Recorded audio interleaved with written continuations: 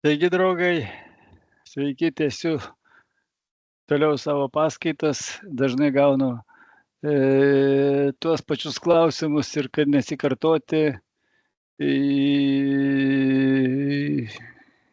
rašau video formate, jūs galėsite ne vieną kartą paklausyti ir pasikartoti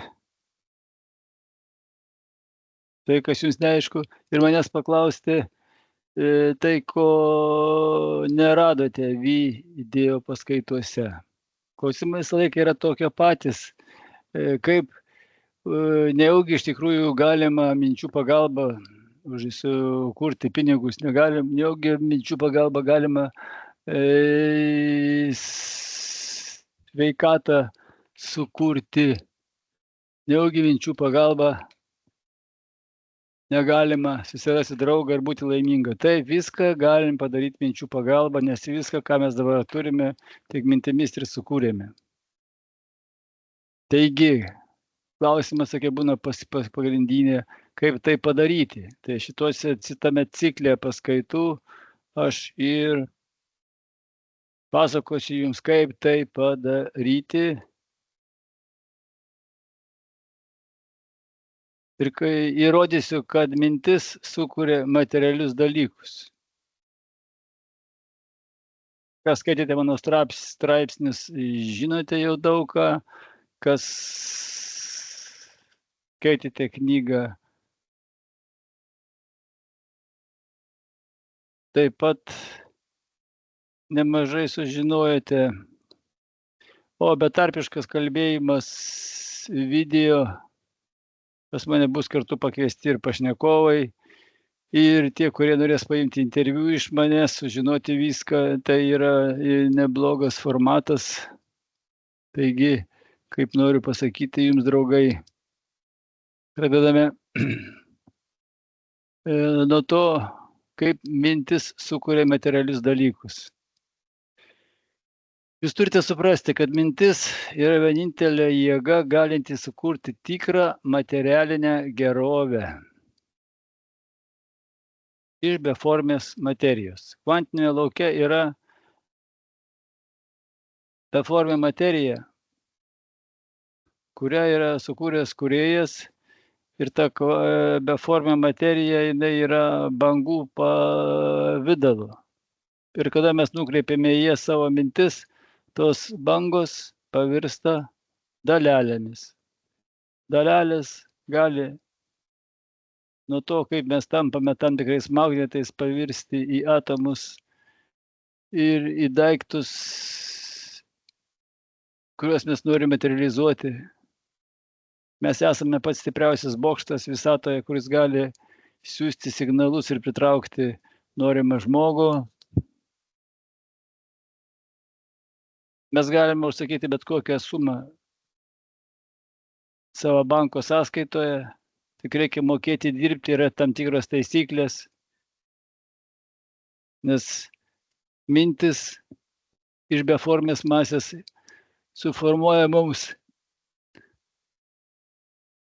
tą realią išorinę realybę, kurią mes matome. Viskas tai yra sukurta iš mūsų minčių iki šiol, tik tai tos mintis būna įsiskaidę, spontaniškos. Mes kūrėme nesuprasdami, ką savo kūrėme, o kai išmokstame kurti tikslingai individualaus kūrybos procese,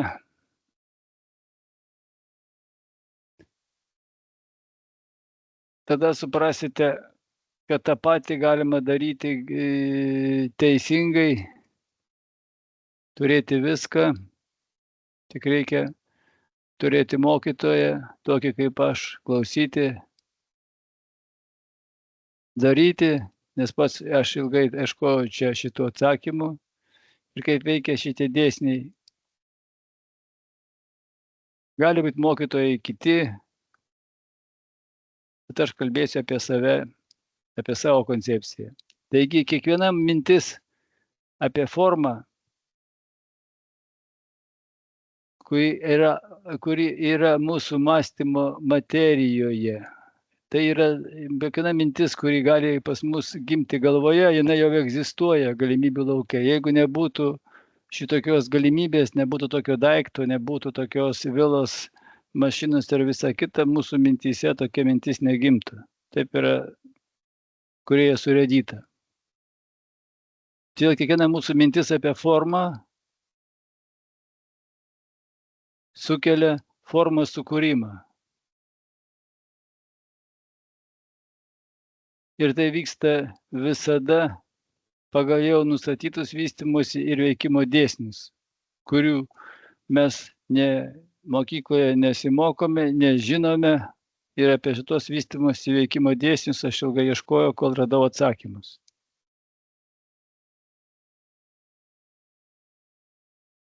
Mintis apie norimą dizaino namą, kurį jūs norite turėti.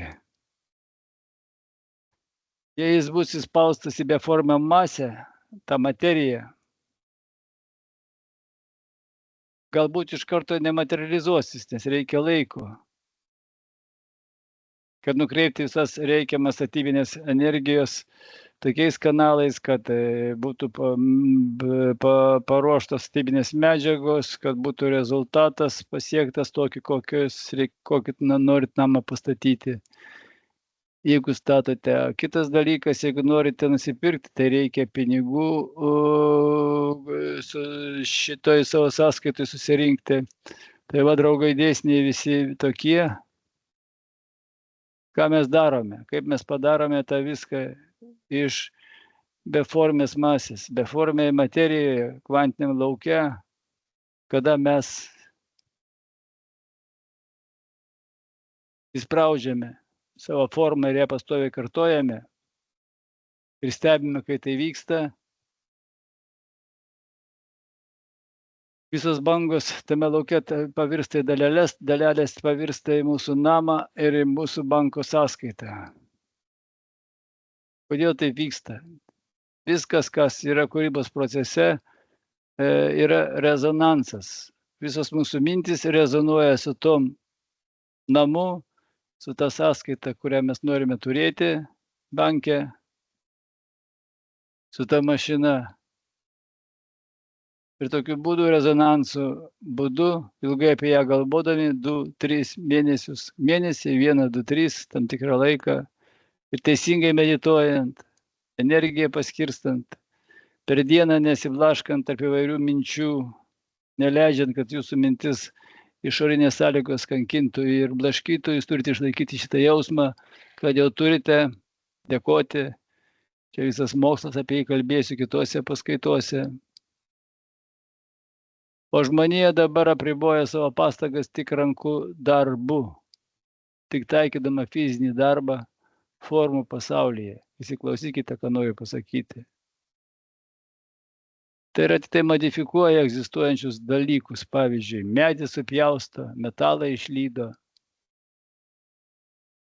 Jeigu jūs norite apsiriboti savo pastangas tik rankų darbu, tai tada toliau darykite, kaip ir darote. Gyvenkite nuo algos iki algos. Jeigu norėsite minčių pagalba formas materializuoti, patikėsite manimi ir turėsite daugiau negu turite nuo algos iki algos. Linksma darosi. Suprantu, kad keliate kažkam tai juoką, arba tai kitas mintis. Turėsim šansų padiskutuoti. Taigi, kai žmogus sukelia minties formą, sukūrė minties formą. Sukūrė aš minties formą, kad noriu turėti tokią mašiną, tokį namą arba sąskaitą banke. Jis jau sukuria savo galvoje esančios formos vaizdą. Tačiau žmonės labai mažai deda pastangų arba visai nededa, kad bendradarbiautų su visuotiniu intelektu, tai yra mūsų kūrėju. Dirbti su kūrėju irgi reikia mokėti. Bendradarbiauti su beformiu intelektu, kad jis mums padėtų, irgi atskiros taisyklės ir atskiras mokslas. O jeigu jūsų jau, kaip sakyti, padėjėjas yra kūrėjas, ir visuotinis intelektas, jūs turėsite viską. Taigi, tai žmogus niekada netikėjo, kad gali daryti tai, ką padaro kūrėjas. Netikėjote jūs, o aš jums galiu pasakyti, kad jūs galite padaryti visą tai, ką daro kūrėjas ir dar geriau ir dar daugiau, nes kūrėjas jums patikėjo šitą užduotį. Kai patikėsite, kad galite padaryti tai, ką daro kūrėjas, o ne tai, ką žmonės perdaro ir modifikuoja,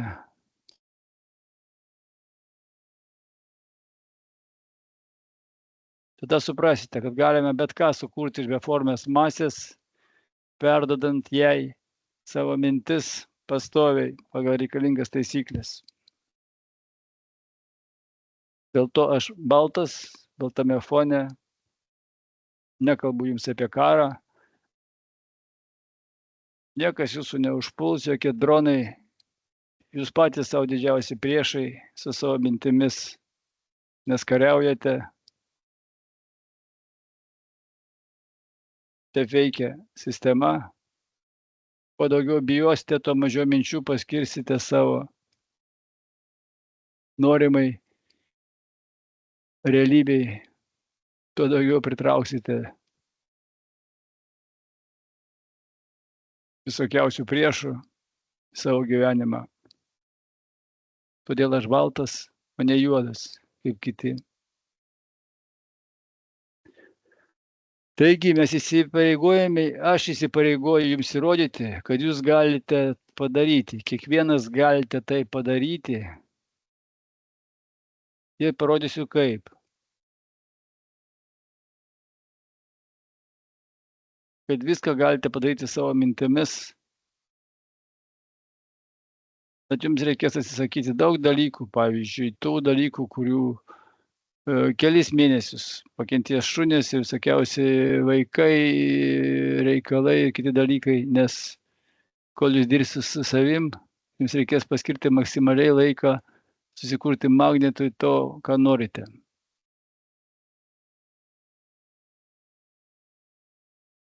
Tai aš įsipareigoju jums tai įrodyti, kad jūs galite tai padaryti ir kas sugebės klausyti ir eiti iš paskos, tas turės, o kas norės, kas neatlaikys, galės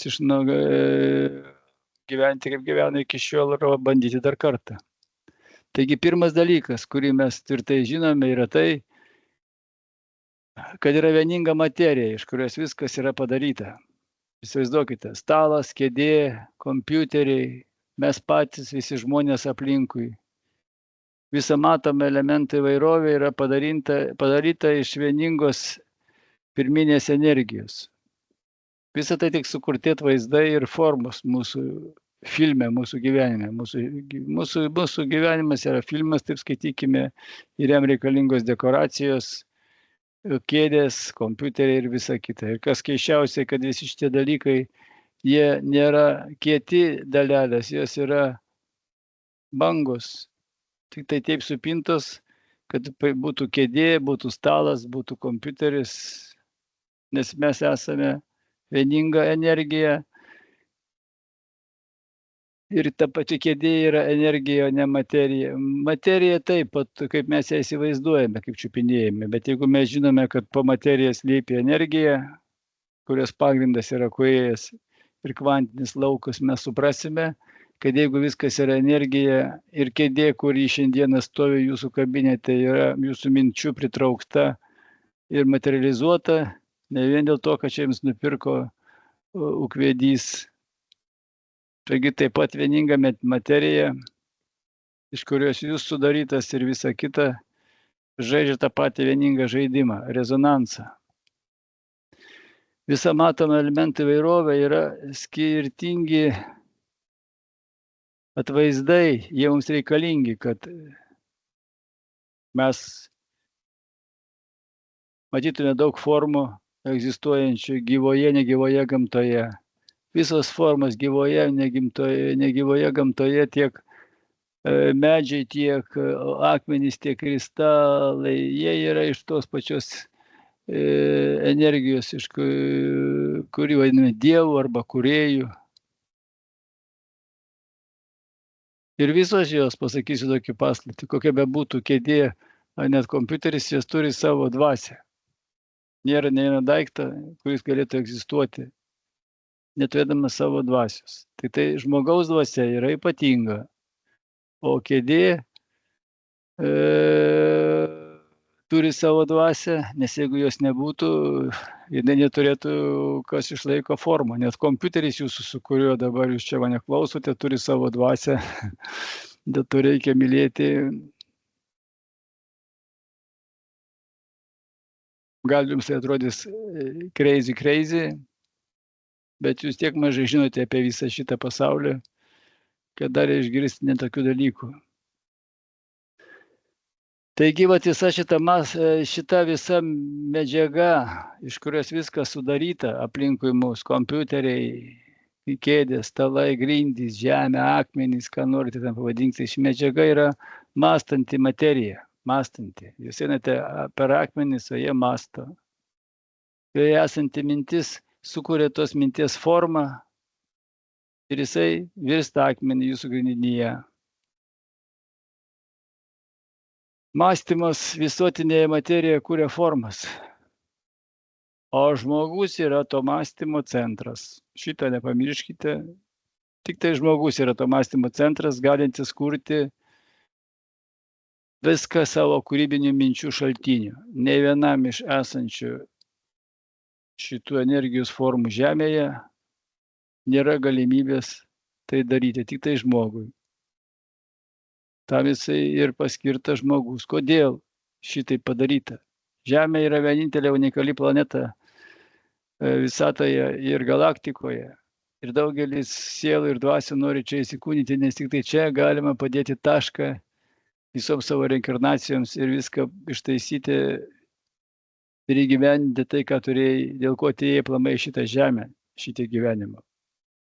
O visos kitos planetos yra mokosi tik atskirų dalykų, ten emocijų, kūrybos, dar kitų dalykėlių. Tai va, Žemė yra paskutinis etapas,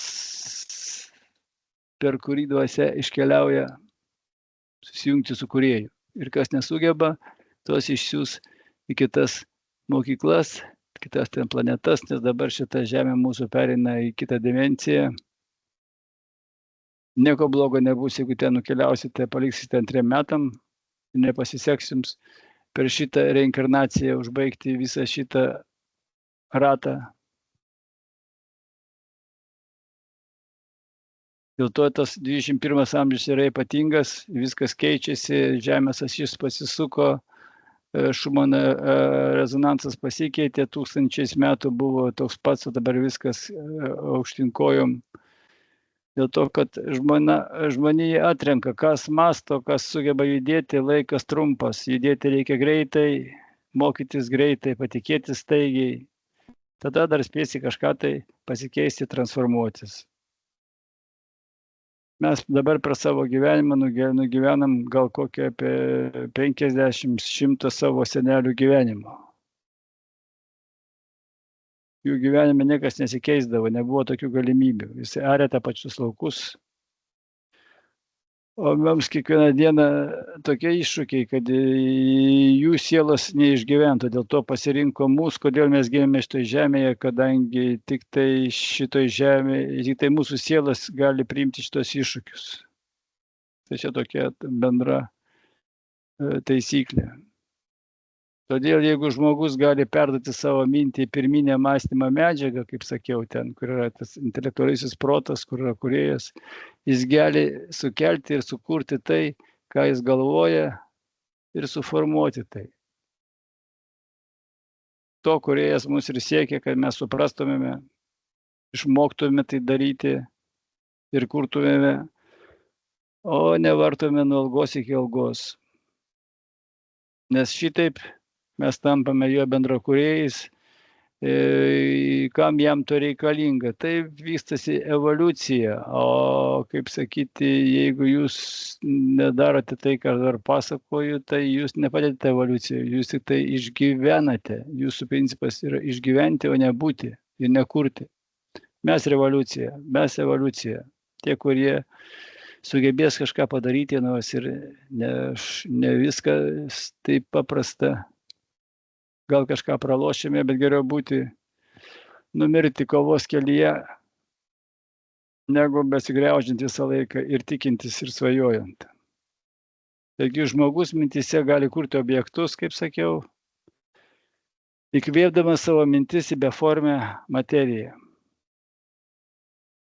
O beformė materija tai yra kūrėjo energija. Ir mes į ją įspaudžiame savo mintis, įkvėpiame, sukeliame rezonansą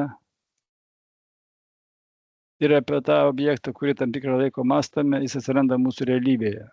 Kito kūrybos proceso Žemėje nėra. Jūs galite pasakyti, namus ten stato, dar kažkas, tai viskas, kas buvo pastatyta, nuo galingiausios raketos ar nuo kažko, tai viskas prasidėjo nuo minties ir minčių pagalba buvo realizuojama. Bet jūs galite skraidyti po pasaulį, o jums užtenka vien tik tai savo vidinės galaktikos. Joje yra viskas. Taigi žmonės tampa turtingi, sveiki ir laimingi, eldamiesi taip, kaip aš aprašiau savo straipsniuose. Tik reikia išmokti mąstyti šiuo kūrybos būdu. Apie tai kalbėsiu daugelį savo video. Kas norės išbandyti ir įgyveninti, žiūrėkite, stebėkite, kam bus neįdomu ir fantastika, galite praignoruoti. Man yra labai svarbu, kas transformuosis, kas paškeliaus, to svarbiausiai man, kad pasisekė viską tą iškoduoti ir papasakoti tiems, kuriems galbūt svarbu. Taigi, mūsų minčių dažnis rezonuoja su kvantinėme lauke esančiomis kūrėjo sukurtomis galimybių formomis. Pasikartosiu, įsiklausykite, lėtai kartoju. Mūsų minčių dažnis, kurį mes rezonuojame meditacijos metu, jisai rezonuoja su kvantinėme lauke esančiomis kūrėjo sukurtomis galimybių formomis ir tas formas materializuoja mūsų realybėje. Jūs galite dirbti nuo algos iki algos, taupyti ir nusipirkti daiktą, arba galite per mėnesį arba 3, gal daugiau, priklauso nuo noro ir galimybių, tą viską sukurti mintimis. Galite kurti rankomis, galite kurti mintimis. Žmogaus pasirinkimas. Taigi, kūrėjas visas galimybių formas, kuris gali atsirasti Žemėje, jau patalpino į beformį kvantinių galimybių lauką. Ten yra visų daiktų projektai ir visų mūsų minčių. Negalvokim, kad mes čia susigalvojame, kad norim kažką turėti. Ne. Kūrėjas ten viską patalpina, mums reikia savo mintimis jas ištraukti į realų gyvenimą. Mūsų užduotis minčių rezonanso pagalba pritraukti norimas galimybės į savo gyvenimą. Pakartosiu lėtai. Mūsų užduotis meditacijos metu minčių rezonanso pagalba pritraukti norimas galimybės į savo gyvenimą. Taip kaip žvejys ištraukia iš jūros į krantą žuvį, taip jūs ištraukite savo norimą daiktą. Kai mūsų mąstamo minčių dažnis sutampa su kūrėjo sukurta forma, mes tą formą materializuojame fizinių dalelių pavidalu savo gyvenime Žemėje. Mūsų dažnis sutampa, kūrėjas yra sukūręs tą formą, jeigu ten egzistuoja, tai mes ją materializuojame Žemėje, minčių pagalba.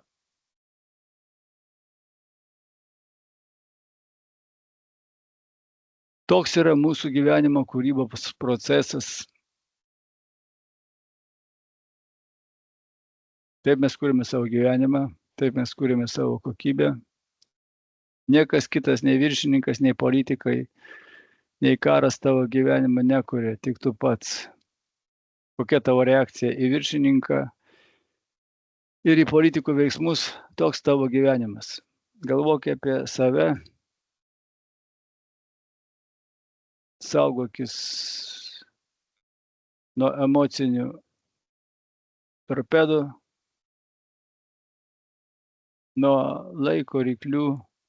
Prisiminki, apie ką dažniausiai mąstai praeityje, to ir lauk artimiausiai ateityje. Tokios žaidimo taisyklės. Iki šiol neišduodami šitų žaidimo taisyklių mes kūrėme atsitiktinėmis mintimis savo gyvenimo aplinkybės ir daiktus, dėl to dabar ir turime, vieni daugiau, kiti geriau, priklauso nuo kontrakto ir nuo likimo, bet atsitiktinėmis mintimis mes dabar sukūrėme tai, ką turime. Ir kas įvarytas į kampą, žinokite, patys savo tą padarėte. Taigi, šiandieną šitame video baigiu savo svarbias žinias. Pakol kas klausykitės jas, jos yra viešose paskaitose tam tikrų laikų. Jų vis daugės, jūsų supratimas plėsis. Jeigu turėsite klausimų, rašykite į Messengerį, rašykite į komentarus, galėsiu paaiškinti, kodėl taip tvirtai išreiškiu savo nuomonę šitame video. Taigi iki sekančio karto laukite naujų video, naujų žinių ir naujo savo gyvenimo.